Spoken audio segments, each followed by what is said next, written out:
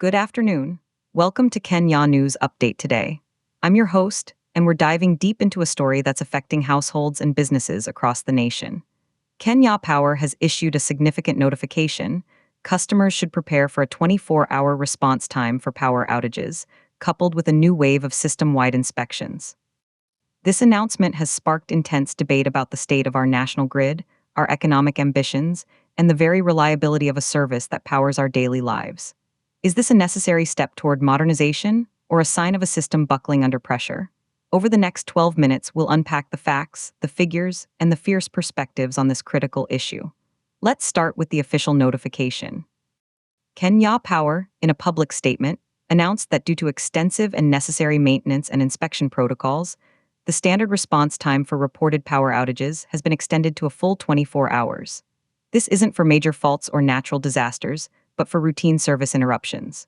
Concurrently, they are launching what they term a comprehensive integrity assessment of key infrastructure, including transformers and transmission lines across several counties. The utility company frames this as a proactive, albeit inconvenient measure. They argue that to build a grid capable of supporting Kenya's future, they must first thoroughly diagnose and repair the grid of the present. The goal, they say, is to prevent the kind of catastrophic, multi-day failures seen elsewhere. They point to a recent incident in Greenland, where a severe blackout left citizens preparing for a disaster lasting up to 5 days, as a cautionary tale of what happens when maintenance is deferred. But critics are not buying the proactive narrative. They see this as an admission of systemic failure. John Mwangi, a small business owner in Nairobi's industrial area, puts it bluntly, 24 hours? My cold storage units can't last that long. My perishable goods will spoil. This notification isn't a plan, it's a surrender note. They are telling us the system is so fragile that a single fault could take a day to fix. What does that say about our so-called economic dreams? This sentiment is echoed by consumer advocacy groups. They argue that Kenya Power is effectively institutionalizing poor service delivery. The standard, they claim, should be moving toward faster responses, not slower ones. They question where the billions of shillings collected from consumers and invested in public-private partnerships have gone, if the result is a grid that requires a day to restore basic service. To understand this tension, we need to look at Kenya's energy ambitions. As highlighted in recent analyses, Kenya's strategic economic vision is heavily dependent on a robust and sophisticated electricity transmission system.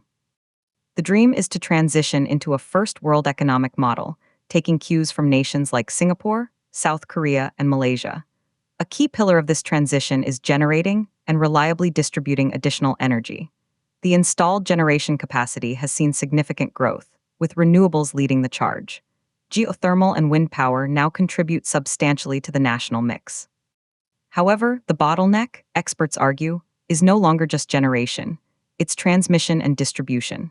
The grid that delivers this power to homes and factories is aging and in many areas overloaded. Let's look at some hard numbers that illustrate both the progress and the problem. In the last decade, Kenya's installed electricity generation capacity has grown dramatically. From a base of approximately 1,700 megawatts, we've surged to over 3,000 megawatts today. That's nearly an 80% increase. The renewable share of this is particularly impressive, constituting about 90% of the total mix. This is a world-class statistic, but capacity is meaningless if the delivery system fails. The number of connected customers has also skyrocketed, from around 2 million a decade ago to over 9 million today. That's a growth of over 350%. This rapid expansion has put immense strain on the distribution network, which was not designed for such a dense and widespread load. This is where the debate gets technical and where Kenya Power's inspection rationale comes into focus. The utility claims that many of the outages are caused by localized failures in aging infrastructure, transformers blowing due to overload, old cables failing, and substations operating beyond their designed capacity.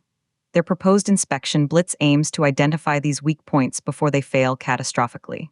An engineer from the company, speaking on background, explained, "Think of it like a medical check-up for the entire nervous system of the country. We're not just fixing the headache, we're doing an MRI to find the silent aneurysms." A 24-hour response window allows our teams to properly diagnose the root cause, not just apply a temporary bandage that fails again in a week. They cite internal data suggesting that nearly 40% of repeat outage calls in the last year were to the same locations, indicating underlying issues not resolved by quick fixes.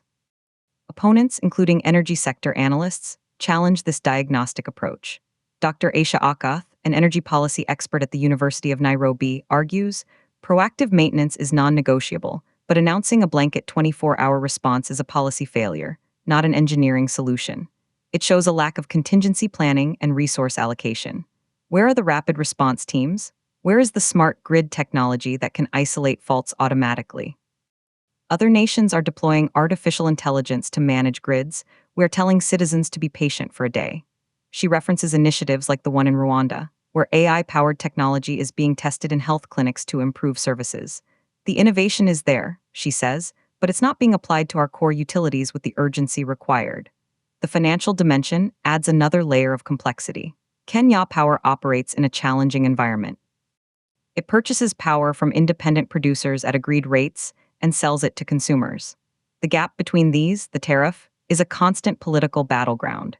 Critics accuse the company of inefficiency and mismanagement, pointing to persistent system losses, both technical losses from the grid and commercial losses from theft and unmetered supply. These losses are estimated to consume a significant portion of revenue. Proponents of the current inspection plan argue that reducing these losses through a hardened, well-inspected grid is essential for financial sustainability, which in turn funds further modernization. Let's visualize a key comparison that sits at the heart of this debate. On one hand, we have soaring customer growth and generation capacity. On the other, we have the escalating challenge of maintaining reliability for this massive new base. The numbers tell a story of incredible expansion, meeting infrastructural limits. This leads us to the broader question of partnerships and foreign investment, hinted at in the strategic analyses. Kenya has actively sought global partnerships to upgrade its grid. The argument is that with the right technology and capital partnerships, Kenya could leapfrog some developmental stages. However, these partnerships often come with conditions and complexities. Some observers warn of a new form of economic paternalism, where external actors wield disproportionate influence over national infrastructure. Interestingly, this echoes a parallel decolonization debate happening in the international development sector. As reported, organizations like ActionAid are rethinking traditional models like child sponsorship, which can carry racialized, paternalistic undertones, and moving toward long-term, grassroots funding. The question for Kenya's power sector is similar. Are the partnerships empowering local capacity and innovation, or creating a new dependency? Are we building our own grid, or merely hosting one built by others? So, where does this leave the average Kenyan consumer facing the prospect of longer outages? Perspectives are deeply divided. For residents in affluent, well-served suburbs, a 24-hour outage is a major inconvenience. For small and medium-sized enterprises, it's a direct threat to viability. For large manufacturers, it can mean breaching contracts and losing international business. Yet in some rural areas recently connected to the grid, the perspective is different. Mary Wambui, a farmer in Kisii whose home was connected just 2 years ago, says, "Even with outages, having electricity has changed our lives. If they need to take time to make it stable for the long term, we can manage. But the communication must be clear. Tell us the schedule, stick to it, and show us the results." Her view highlights the inequality of experience. For some, reliability is declining from a high standard. For others, any service is a new improvement they don't want to lose. The government's position has been one of cautious support for Kenya Power's plan. The Energy Cabinet Secretary has stated that short-term pain for long-term gain is an unfortunate necessity. He has linked grid stability directly to the administration's broader economic agenda, emphasizing that President William Ruto's focus on industrialization and digital growth cannot happen on a shaky power foundation. This aligns the utility's technical actions with national political goals. However, opposition leaders have seized on the issue, framing it as evidence of the government's failure to manage the economy and protect consumers. They demand immediate parliamentary oversight into Kenya Power's contracts and spending. Looking forward, several scenarios are possible. Scenario 1, Kenya Power's inspection and repair blitz is highly successful. It identifies critical faults, upgrades infrastructure, and within 6 to 12 months, the grid is significantly more stable, allowing response times to shrink. Scenario 2, the inspections become a perpetual cycle, and the 24-hour response window becomes the new, accepted normal. signaling a degradation of service standards. Scenario 3, the public and political backlash forces a reversal of the policy, leading to a return to quicker but potentially superficial fixes, kicking the can down the road toward a larger systemic crisis. The fundamental question remains, is this 24-hour notification a responsible step toward building a first world grid, or is it the symptom of a utility that has lost control of its core mandate? The data shows a nation caught between impressive growth and grinding logistical reality. The perspectives range from frustrated condemnation to weary acceptance. What's clear is that the outcome of this maintenance drive will ripple far beyond the light switch. It will impact investor confidence, economic growth projections, and the daily quality of life for millions. Kenya's power struggle isn't just about electricity, it's about the current that drives the nation's future.